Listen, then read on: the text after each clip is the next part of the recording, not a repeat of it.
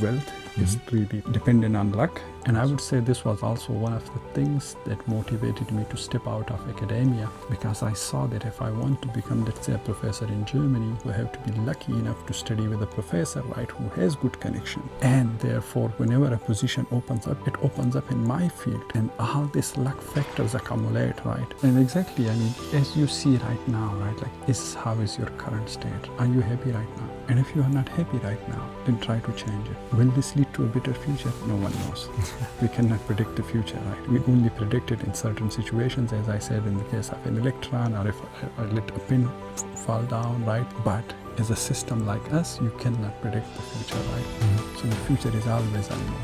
If you select this path or that path, right? And therefore, if you want to do something, do it irrespective of the outcome, right? Because you will go in there.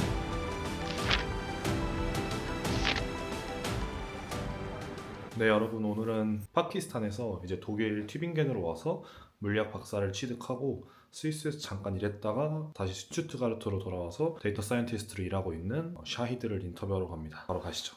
이곳은 지금 제 숙소입니다. Could you introduce yourself first? Okay, so I'm Shahid. I'm originally from northern Pakistan. I grew up on a mountain in northern Pakistan in a small village. And back then it was a really small village, right? Less than 100 houses. And now it has grown a bit in size, but still I would call it a village. So that's who I am, basically. A Pakistani village guy. And I was interested in science and reasoning, because where I grew up, it's mostly religious, conservative society. And sometimes I didn't like the explanations that they were offering. And that's why I was more interested in science, and I went into then physics because it was giving me a really tough time, and I liked it because of that. Then after my bachelor's in Pakistan, I found a merit-based scholarship in Italy, and then I went in there for a double degree program. So I finished my master's 1 year in Italy and 1 year in Germany. And I completed my PhD also in Germany, in Tübingen. And as you know, now I'm working as a data scientist in Stuttgart for the automotive industry. Then in Korea there are a sentence like, if you want to become a scientist, you will go to make your life hard, because you can't earn a lot of money.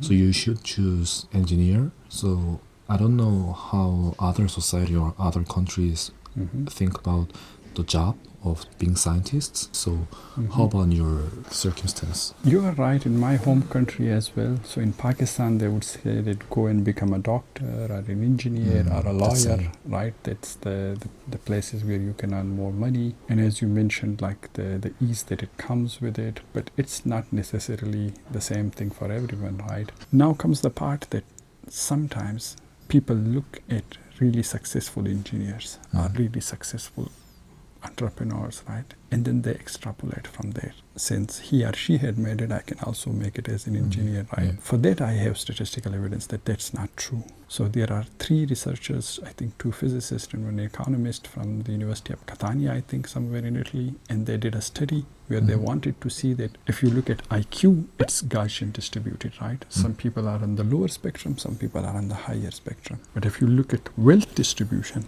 it goes like a power law, right? So very high amount of people have very low wealth, and as the wealth goes higher and higher, the graph comes lower and lower. Very little amount of people has like very high amount of wealth, right?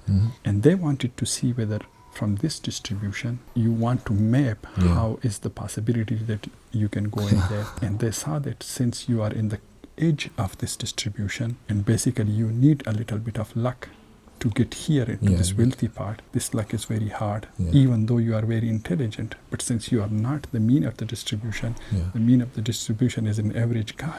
This luck always goes to them, because if you have 10 people sitting here, 9 are wearing one type of shirt and 1 is wearing another. And you close your eyes and you throw a ball. The people who are wearing one type of shirt, 9 of them will get the ball, right? Most of the time. While the guy who's wearing the red shirt is very unique, very intelligent, but the chance of the ball going to this person is very, very low. And therefore getting more and more really wealth is really like dependent on luck. And luck normally goes to the middle part of the distribution and not to the... And another point is like satisfaction, right? Like, okay, I have more money, but am I satisfied? we see that, okay, there is some correlation with these things, that the more money you have, more satisfied, but there is a limit to that. And this limit comes, for example, if you look at the GDP per capita of Switzerland, it's the highest in the world. But if you look at the satisfaction index that comes from Sweden or Norway or from those countries, right, like Finland. So I think after a certain amount of money, then you don't need more money to be happy or satisfied, right? There's limitation. Yes, once your basic needs are fulfilled, then I think we crave something, right? To do something special, unique, etc. Yeah. And if you are living in the developed world, then I think that matters a lot. That you do something which matters to you, right? Yeah. And not to the world around you. And also, there's a lot of curiosity to me when I listen to your speech or answering. A lot of people lose their curiosity. For example, like American students lose their curiosity to NASA when they become an adult. So how do you sustain your curiosity? That's a good question.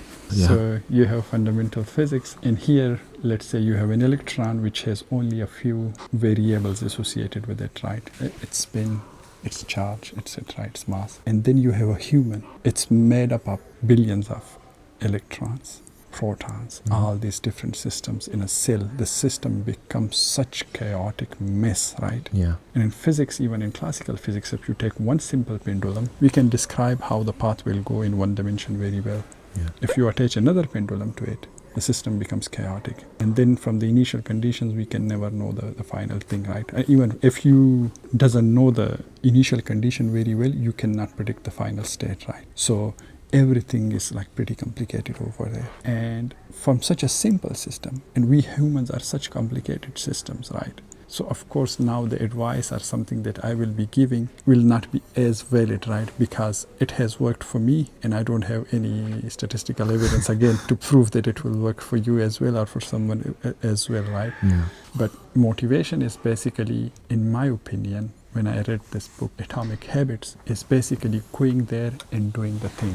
I haven't read this book, but I said, okay, I have applied to 400, 500 universities. Most of them have sent me rejections. Only 1 or 2 offered scholarship, which was not good enough, right? But I knew that I want to do that and I should do it, right? Failures, I was like, okay, maybe they don't know my worth, right? They haven't met me. Maybe they don't even understand my background, right? That this guy grew up in a village with high school teachers, and yet he learned all these things by himself, right? They don't know how good I could be. And that was one of the reasons that I stayed motivated. But as I'm saying that if you build these habits, right, these habits are much more carrying you, right? They are more sustainable than having a motivation. You want you want a routine, right? That you do things every day, the same pattern, etc., right? And I think that's more important. And back then I was doing that same stuff. And when I listened to Atomic Habits, I was like, okay. So what I was trying to do, other people have also done it and they have also achieved some success. So I would say that, okay, if you are interested in something, just do it. Do it 1 time, do it 100 times, do it 1,000 times, and then you understand subtleties, right? Because then you see, maybe this was the reason, or maybe that was the reason. Again, I'm saying that, okay, even if all these things you know, but you still do not get the position, let's say, that you are interested in, you should always know that there is this 5% luck factor, right? Even if it is 1% luck factor. Now take about the position. If it is 1 position and 1,000 people are applying, right? 100 of them have studied as good as you have. 100 of them have at the same IQ level as you are, right? Everything is the same, right? But one of them has, let's say, some type of special genes which make this person better for high altitude, and the position is for high altitude. And you were genetically born not with this thing, right? So it's then not your fault, right? And that's also very important, that you should push yourself, but you should also understand limitations, right? That some things are in your hand and some things are just there, right? Out of my hand. Exactly. And I would say this was also one of the things that motivated me to step out of academia, because I saw that if I want to become, let's say, a professor in Germany, my German has to be really, really good, and then I also have to be lucky enough to study with a professor, right, who has good connection. And therefore, whenever a position opens up, it opens up in my field, right? And all these luck factors accumulate, right? And then luck becomes a much bigger factor because I'm working every day 10 to 12 hours a day for physics, but the same guy is also doing the same stuff. The only thing that comes down is like our two fields. In our field, we are at the cutting edge of research. We do not know what we will find.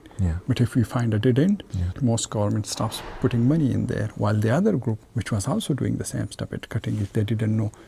But they were lucky enough that they had a discovery, right? And therefore more money will go in there, and therefore you will be cut off, right?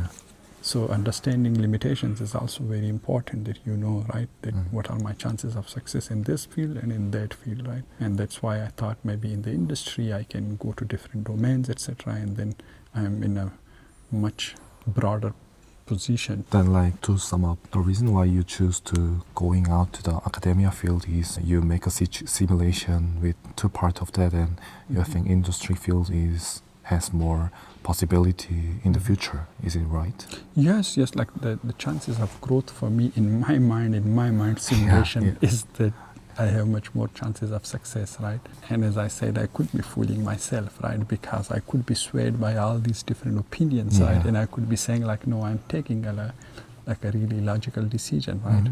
But I don't think so. And we all humans are flawed, and our thinking are flawed, right? So sometimes also, it's good, as you mentioned, how do you check yourself? It's also sometimes to doubt yourself, right? Maybe 10% of the time, and ask your friends, right? And what do you think? What's your family? And as you are saying that, maybe listen to other people, right? To get some motivation or something, right? But there is no 100% confident. No. There is no 100% confidence, right? That's why we need braveness. Yeah. And if you have the motivation and you are brave enough, you will do it, right? And if you don't do it, at least you will be happy that you tried, right? While sitting and not doing it, I don't know. So I have never worked in any type of job before I came from academia, right? I always had scholarships, and I may have gotten a bit lucky with the better thinking skill, but then I also worked hard, right? Basically, those scholarships carried me on, but I never worked in industry, so this was also a good opportunity to see this other domain, right? And then make up my mind whether I want to stay in here or whether I want to go back, right? Which values do I value more, right? So for my future, I'm also not that sure. So that's why your story is also one of your case, and listeners should choose their story on their case, and simulate it on their way. Yeah, and exactly. I mean, as you see right now, right, like, how is your current state, right? Are you happy right now? And if you are not happy right now, then try to change it, right? Will this lead to a better future? No one knows.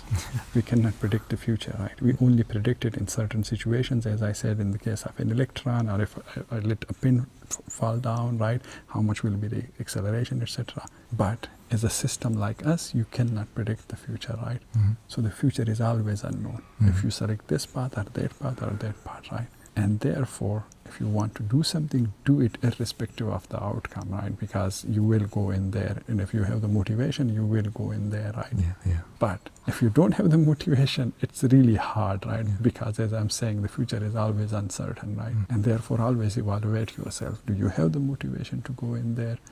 Chances are maybe you get successful, maybe not, right? Be ready. That's why we need like resilience. And systems, right, that could help us get up, right? If it is for physics, or if it is for industry, or if it is for just keeping your mind sharp, right?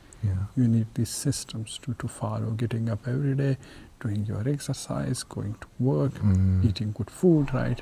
Taking care of yourself, and then comes people around you or whatever, right? So that you have a healthy social circle, etc. So fixing the foundation is very important, and then the other things would come, right? So like making a system means like being an observer to their own life. You have also witnessed your trajectory, right? And you could also see, as you are saying, being an observer, that if I had this system, what were my outcomes? And if I had that system, what were my outcomes, right? When I had this system, I had set up certain amount of goals, and I have achieved them in certain steps. While when I didn't have this system, I might had some goals, but there were no ways on how to reach those goals, right? And therefore, systems also puts checks and balances on yourself. So you are also accountable for yourself, as you are saying, like more an observer of yourself, right? That's right. I mean, the example that I give to my younger brothers is that if I want to go to the US by foot from Pakistan, and I have to do it in 1 year, this means I have to reach Europe by 6th month, right? This means that I have to cross the village in 1 day. And if you say the today of me should rest a bit and the tomorrow of me will do the job, right? The tomorrow of you is actually right now the today of you, which is saying like, why didn't you do it yesterday? It's the today of me, I will say that I have to rest, right? Yeah. You had your chance yesterday. Yeah. It's just me right now who's saying like, now I need to rest, right? And the tomorrow of you is also like that, right? He's like, no. Do Yeah. your thing on your time. Yeah. I will do my thing on my time, right? And this is why putting these systems is very important, that on each day you complete the task of that day, right? Don't be too strict on yourself, right? Maybe that task is just getting up from the bed and sitting on a chair, right? That's good enough.